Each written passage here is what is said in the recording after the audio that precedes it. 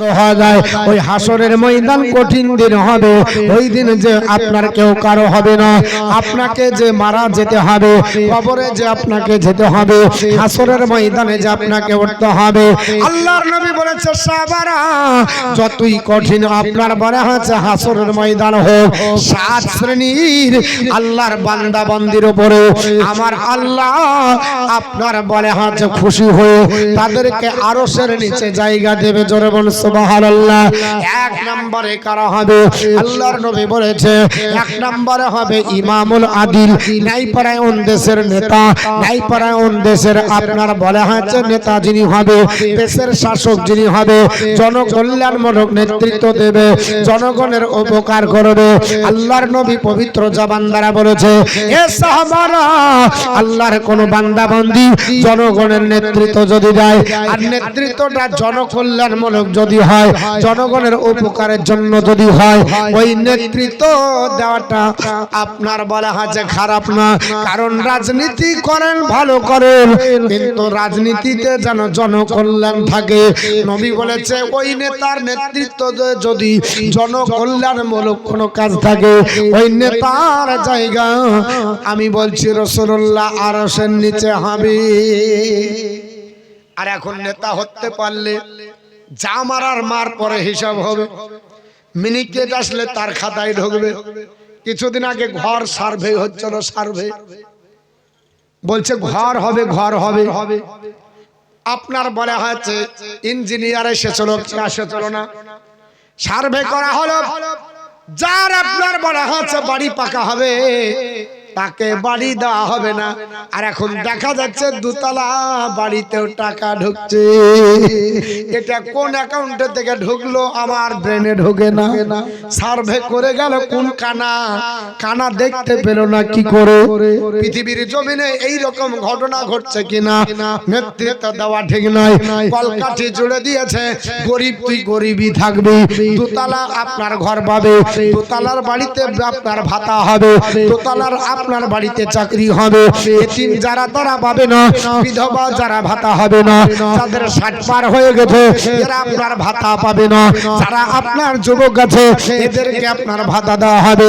এই জন্য পৃথিবীর জমিনে আল্লাহর নবী বলেছে সাহাবারা, আমার সুন্নাতের বাইরে যারা নেতৃত্ব দেবে এদের নেতৃত্ব কাজ হবে না।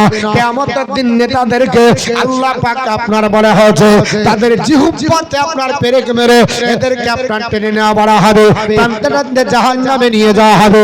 আর আল্লাহর নবী বলেছে ওই নেতার নেতৃত্ব যদি জনকল্যাণমূলক হয়, আমি রাসূলুল্লাহর সুন্নতি তরিকায় যদি নেতার নেতৃত্বটা আপনার হয়ে যায়, ইমামুল আদিল যদি হয়, নেতার আপনার নেতৃত্বে জনগণের কল্যাণ যদি হয়, আল্লাহর নবী বলেছেন নেতার জায়গাটা আমি রাসূলুল্লাহ বলছি 1 নম্বরে আরশের নিচে আমার আল্লাহ দেবে।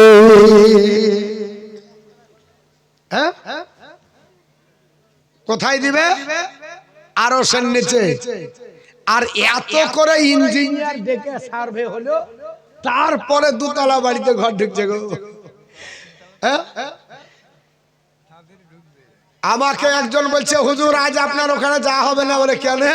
বলছে আজ ঘর আপনার সার্ভে করতে আসবে, এর জন্য বাড়িতে থাকতে হবে, আমাকে সব অ্যাড্রেস দিতে হবে। বলছে হ্যাঁ গো, তোমার যে বাড়ি পাকা গো? বলছে না না, আমি একটা চাল তুলে এসেছি বাড়ির পেছনে, ওখানে লুক করে যা দুখান টিন তুলিয়া। বলছে এটাই আমার বাড়ি। যেমন নেতা তেমন শ্রোতা। নেতা বলেছে শুন, যা বলার আমি তো ইঞ্জিনিয়ারকে ধারাপাত পড়াবো, চিন্তা নাই, ও ধারাপাত আমার ভালো জানা আছে, তুই শুধু বাড়ির বাইরে কানটা দিয়ে এখান চালা তুলে দে, ও ধারাপাত আমি সব পড়িয়ে দিব, কিন্তু শুধু আমাকে বেশি লাই 5 হাত মেরে দিবি।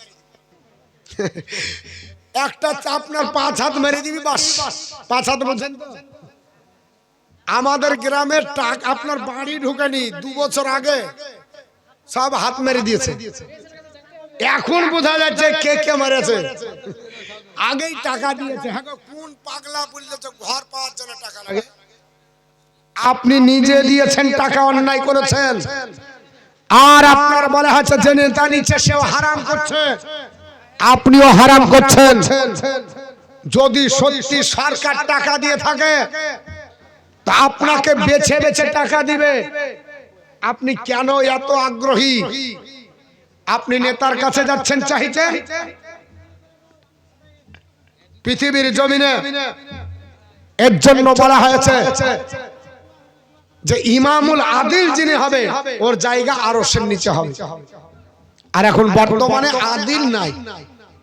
একবার নেতা হতে পারলে সারা জিন্দেগি আপনার পার। তো মুসলমান এক নম্বরে নেতার জায়গা আরশের নিচে। 2 নম্বরে কে হবে? আল্লাহর নবী বললেন সাহাবারা আপনার শুনে রেখে দাও, সাব্বুন নাসা ফিল ইবাদতি রাব্বিহি, আল্লাহর যুবক যুবতী বান্দা বান্দি যারা যুবক অবস্থায় ইবাদত করে বড় হবে, যুবক অবস্থায় আল্লাহ পাকের আপনার ইবাদত বন্দেগী করবে, এরা আল্লাহর বান্দা বান্দিরা পৃথিবীর জমিনে যদি বড় হয় যুবক যুবতী অবস্থায় ইবাদত করে, এই যুবক যুবতীদের জায়গাটা আল্লাহর আরশের নিচে হবে। জোরে বলুন সুবহানাল্লাহ। আর আমাদের ঘরের যুবক যুবতীরা বড় হয় বাড়িতে বসে ফ্রি ফায়ার আপনার খেলে আর পাবজি। রাত 12টায় বাপ এসে বলছে আরে ল্যাপের ভিতরে মুখ ভরিয়া লাইট জ্বলছে, কি করছিস? বেটা বুকা বানাইয়া বলছে অনলাইন চলছে, অনলাইনে ক্লাস হচ্ছে। বাপ বুঝে না রাজমিস্ত্রি করে বলে অনলাইন আবার কি? বলছে স্যার অনলাইনে ক্লাস দিয়েছে। মাস্টারও পাগলা আছে যে 12টার সময় ক্লাস দেয় নাকি। মাস্টার বলছে আমি দিই না, ওটা রেকর্ডিং চলছে, এর আগে দিয়েছি তোমার বেটা ফ্রি ফায়ারে খেলছো, এখন টাইম পাই নাই, এখন শুনতেছে। ওই ক্লাসে কিছু বোঝা যাবে না, রেকর্ডিং শুনলে বুঝতে পারতে পারে না পারতে পারে। আর অনলাইন যদি ডাইরেক্ট শুনে বুঝতে না পারলে কমেন্ট করে বলবে স্যার বুঝতে পারলাম না, ওটা আবার রিপিটিং হবে। ঠিক না বেঠিক বাবা? হে মুসলমান পৃথিবীর জমিনে আল্লাহর বান্দা বান্দিরা শুনে রেখে দেন, আল্লাহর ইবাদত করে বড় হয় পৃথিবীর যুবক যুবনেরা। আজ আপনার বলা হয়েছে অনলাইনে মাতামাতি করে, মসজিদের ধার ধরে না, আল্লাহর ঘরে যায় না, এরা ইবাদত বন্দেগী করে না। আমার নবী বললেন সোনার জবানে, হে পৃথিবীর যুবক যুবনেরা তোমরা আল্লাহর ইবাদত করে বড় হও, তোমাদের জায়গাটা আমি রাসূলুল্লাহ বলতেছি আরশের নিচে তোমাদের জায়গা হবে। 3 নম্বরে কার আরশের নিচে হবে? আমার নবী পবিত্র জবান দ্বারা বললেন রাজুলুন কালবুহুন মুআল্লাকুন ফিল মসজিদ, যার হৃদয়টা মসজিদের সঙ্গে লেগে যাবে আল্লাহ তাকে আরশের নিচে জায়গা দেবে। মসজিদের সঙ্গে সম্পর্ক হতে হবে। আমরা কেমন মসজিদের সঙ্গে সম্পর্ক করি? জুম্মার দিন আধ ঘন্টা আগে ডাকতে হয়। আজকে জুম্মা আমাদের পাশে খরদিকপাড়া দাসপাড়া আছে, 2টা গ্রামে প্রতিদিন ডাকে, আমাদের গ্রামেও মাঝে মাঝে দেখা যায়। মুয়াজ্জিন বা ইমাম সাহেব দাঁড়িয়ে গেল, আসসালামু আলাইকুম, আজ পবিত্র জুম্মার দিন, আপনারা যে যেখানে আছেন কাজকর্ম ব্যতি রেখে আপনারা জুম্মার নামাজ পড়ার জন্য চলে আসেন। চাচাকে ডাকতে হয়, ভাতিজাকে ডাকতে হয়। চাচার হুঁশ নাই যে জুম্মা পড়তে হবে। কাজের দিনে শুক্রবার বলে না, এখন কাজের দিনে শুক্রবার না, শুক্রবারের দিনে কাজ, কাজের দিনে কোনদিন শুক্রবার হয়? আপনি আজকে কাজ করছিলেন আর হঠাৎ করে শুক্রবার হয়ে গেল, এরকম হয়েছে না? আগে থেকে বৃহস্পতিবারের পরের দিন শুক্রবার হবে। এবার আপনি বলছেন যে শুভ দিনে বিটির বিয়ে দেন, মৌলবীকে ডেকে এসে দিন করেছে, বলছে শুক্রবার করেন, মানে ও নামাজ কাজা করবে। বরযাত্রী যারা এরাও খাবার লোভে একদিনও এরা আপনার শুক্রবার পড়ে, তবে হ্যাঁ কোনোদিন তো পড়িনি, আজকে কি লোকা ওরা প্যান্ট শার্ট পরে জুতিয়া খসানোর ভয়ে গাড়িতে বসে আছে, ওরাও পড়ে। বাড়িতে যারা কর্মরত এরাও গেল না, লোক আসছে সম্মান করতে হবে, কি করে যাব, এরাও গেল না। হয় না বাপ? আপনাকে শুভ দিন নির্বাচন করতে পেরেছে নামাজ কাজার জন্য, নামাজ পড়তে হবে, তাহলে শুভ দিন হলো। শুক্রবারের দিন মনে থাকে না, আর যেই দিন ইলেকশন হয় কানে কানে পানি পড়া দিয়ে গেছে, ভোটটা ঠিকঠাক দিও। এবার আবহাওয়া ভালো নাই, তোমরা বৃদ্ধ মানুষ ফাঁস কাতারে চলে যাবা, সামনে দাঁড়িয়ে যাবা, তোমাদেরকে ধরে দিয়ে দিব, বিদায় হয়ে যাবা। কারণ রোদ গরম যদি হয় মাথা গরম হবে, লাঠি চার্জ হলে চাচা দাঁড়াবে না, ও ভালো জানে। এর জন্য চাচাদেরকে ফাঁস কাতারে দাঁড়িয়ে দিয়েছে। আমার গ্রামের কথা বলছে, আপনাদের গ্রামে কি হয় জানি না।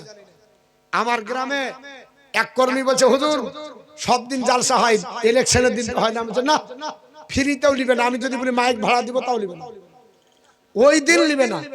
ঈদের দিনও বসে থাকি না, ঈদের দিনও জলসা করি, বকরা ঈদের দিনও জলসা করি, রমজান মাসেও মিলাদ মাহফিল করি, নাইট জলসা করি।